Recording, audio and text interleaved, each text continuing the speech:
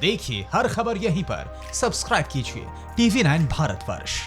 मैं आप लोगों की दृष्टि में लाना चाहूँगा कि देश की तरफ से देखें तो हर केस, हर डेथ एक चिंता का विषय है।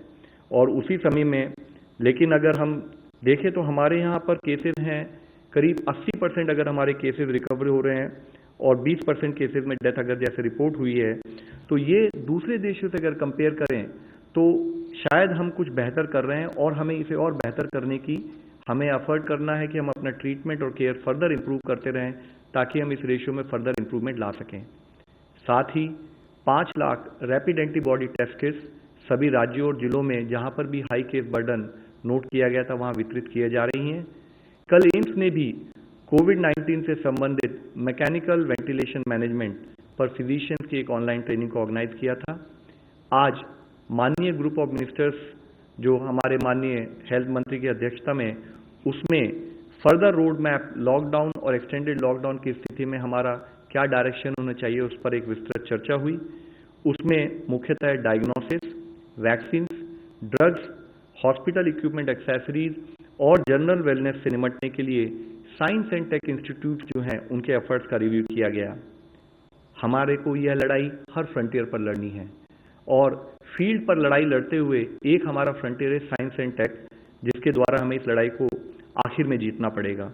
उसी के तहत council for scientific and industrial research, department of biotechnology, department of science and technology और डिपार्टमेंट ऑफ एटॉमिक एनर्जी, वहां पर कंटिन्यूड इस विषय में एफर्ट चल रहे हैं, जिसके तहत ही इन चारों ऑर्गेनाइजेशंस ने टेस्टिंग कैपेसिटी को बढ़ाने के लिए भी अपनी 30 लैब्स का योगदान दिया है।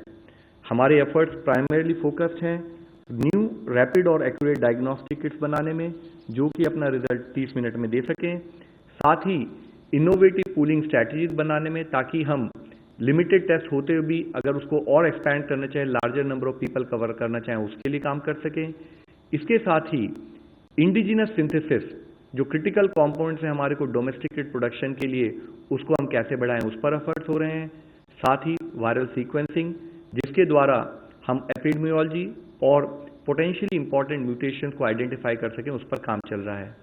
इसके साथ ही वैक्सीन डेवलपमेंट की दिशा में inactivated virus, antibodies to major antigens, monoclonals और आरएनए बेस्ड वैक्सीन पर भी काम किया जा रहा है।